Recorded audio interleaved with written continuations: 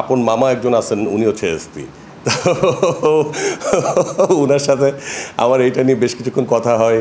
এখানে জয়েন করার পরে আমাদের যে মেন ভিলেন মিশা সওদাগর ভাই, তার 100 কোটি টাকা লস হয়ে গেছে অলরেডি। অনেক হল ছিল, প্রায় 300 হল আমরা পেয়েছি। এখন কিন্তু 50টা হলও খুঁজে পাওয়া খুব টাফ হয়ে যায়। আমার যন্ত্রণাই এই তেজগা জোনে যত ক্যাডার বা সন্ত্রাসী আছে, কেউই সবার ঘুম হারাম হয়ে যায়। এবং পুলিশের অনেক অফিসারই কিন্তু এখনও মনে হয় অনেকে জেলে আছে। পিস্তলটা ধরে তুমি ফায়ার করতে করতে হেঁটে যাবা, ওই যে তোমার ক্যামেরা। আমাদের সিনেমাটার নাম হচ্ছে তসনস। এটা প্রযোজনা প্রতিষ্ঠানের নাম হচ্ছে মুন্না খান মাল্টিমিডিয়া। তো আমি যে এএসপি ক্যারেক্টারটা প্লে করছি, এটা this is the first time আমি এই ক্যারেক্টারটা প্লে করছি। ডেফিনেটলি যে কোনো ক্যারেক্টার ভালোভাবে ফুটিয়ে তোলাই চ্যালেঞ্জিং, যে কোনো ক্যারেক্টারই। তো নট অনলি এএসপি।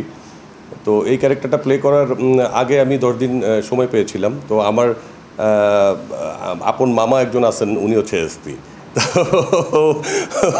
ওনার সাথে আমার এইটা নিয়ে বেশ কিছুক্ষণ কথা হয়, হ্যাঁ। এবং মামা যেহেতু প্রায় দেখাও হয়, মামার সাথে আমি ডিসকাস করেছিলাম যে আপনারা কীভাবে পেশাগত দায়িত্ব পালন করেন বা আপনাদের মুভমেন্ট কেমন থাকে। আর সচরাচর পুলিশের চলাফেরা বা আমরা তো সবসময় অবজার্ভ করি। তো সেইভাবে আমি মোটামুটি মাথায় নিয়েছিলাম যে আমি ক্যারেক্টারটা এভাবে প্লে করবো, সেভাবে করার চেষ্টা করছি। বাকিটা দর্শক বলতে পারবে আসলে কতটুকু ফুটিয়ে তুলতে পারলাম। এর আগে যেটা করা হয়েছে, আমি খাস জমিন সিনেমাতে ওখানে ওসি ছিলাম আমি। তো নায়ক ছিলাম, ক্যারেক্টারটা ওসি ছিল। তো ওখানে সাইমনও ছিল। সাইমন ছিল এসি ল্যান্ড অফিসার।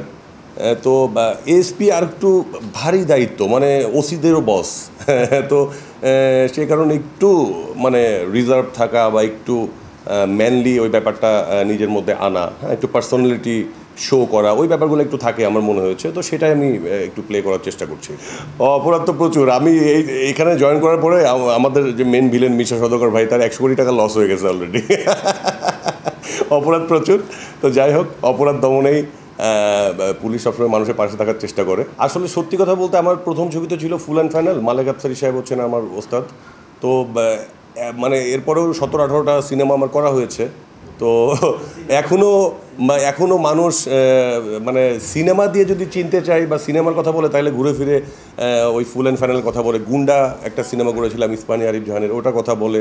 হ্যাঁ, স্বপ্ন ছোঁয়া একটা ছবি করেছিলাম শফিক হাসানের, এটা কথা বলে। তো সব ছবি তো আসলে সবার ইয়েতে থাকে না। আজ থেকে 12-13 বছর আগে অনেক হল ছিল, প্রায় 300 হল আমরা পেয়েছি। এখন কিন্তু 50টা হলও খুঁজে পাওয়া খুব টাফ হয়ে যায়। তো 300 হল সারা বাংলাদেশে আমাদের ছবিগুলো চলতো। এখন তো 50টা হল অনেক। আমার ডিস্ট্রিক্টেই সিনেমা হল নাই, আমার হোম ডিস্ট্রিক্ট নড়াইলে। ওখানে 2টা সিনেমা হলই ভেঙে ফেলছে। তো ওভারঅল সব সিনেমা এখন সবাই দর্শকরা দেখতেও পারে না। তো ওই টাইমটাতে সিনেমাটা 12, 13, 14, 15 বেশ মুভি হয়েছে। আমরা যখন আসছি, আমার শুরুটা হয়েছে, তো ওই টাইমটাই সবাই মোটামুটি ওই সিনেমাগুলোই আবার ঘুরে ফিরে মনে করিয়ে দেয় রাস্তাঘাটে। সিনেমা তো আসলে আমরা এফডিসি নির্ভর বা এফডিসি কেন্দ্রিক যে মুভিগুলো আমরা বেসিক্যালি করি, 2012 সাল থেকে আমাদের যাত্রাটা শুরু হয়েছে। এই টাইপের ছবিগুলো আসলে এখন কম হচ্ছে।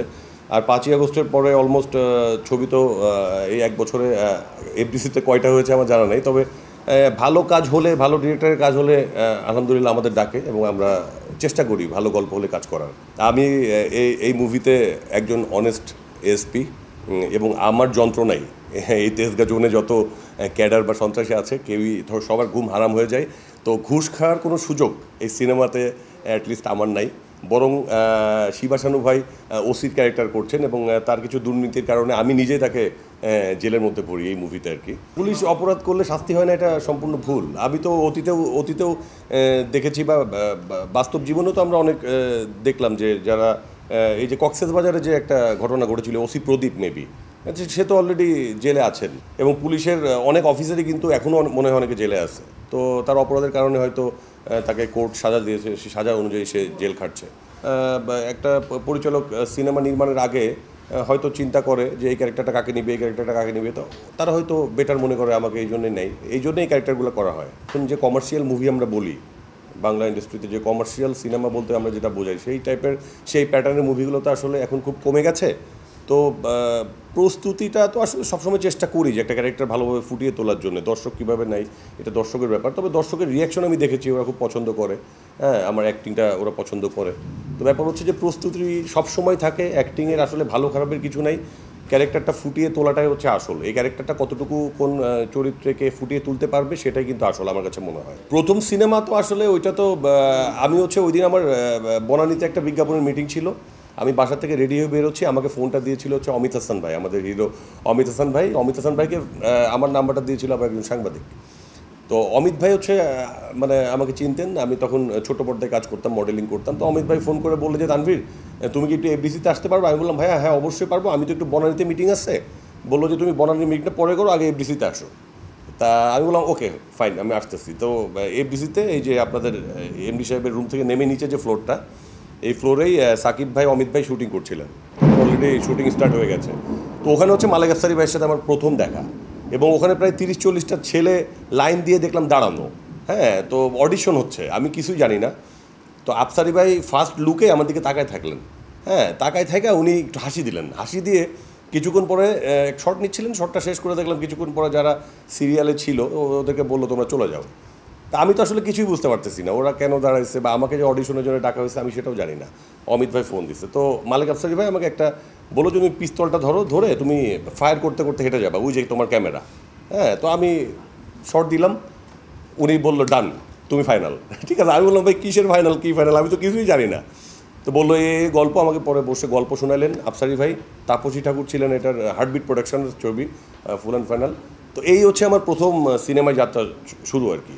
দর্শকদের উদ্দেশ্যে একটা কথাই বলবো যে আমরা অনেক কষ্ট করে একটা কাজ করি, একটা শুটিং, নাটক হোক, সিনেমা হোক, ওটিটি হোক, এটা প্রচুর হার্ডওয়ার্ক করতে হয়, ডিরেক্টর থেকে শুরু করে ডিওপি, আর্টিস্ট সবাইকেই, প্রোডাকশন থেকে শুরু করে সবাইকেই।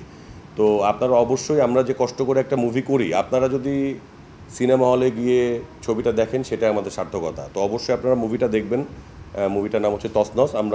আমি যতটুকু জানি যে এবার ঈদেই, এটা রোজার ঈদে এটা মুক্তি পাওয়ার সম্ভাবনা আছে, এবং এই সিনেমাটা আপনারা যদি দেখেন সেটা আমাদের সার্থকতা, আমাদের কষ্ট সার্থক হবে ইনশাল্লাহ। Thank you so much.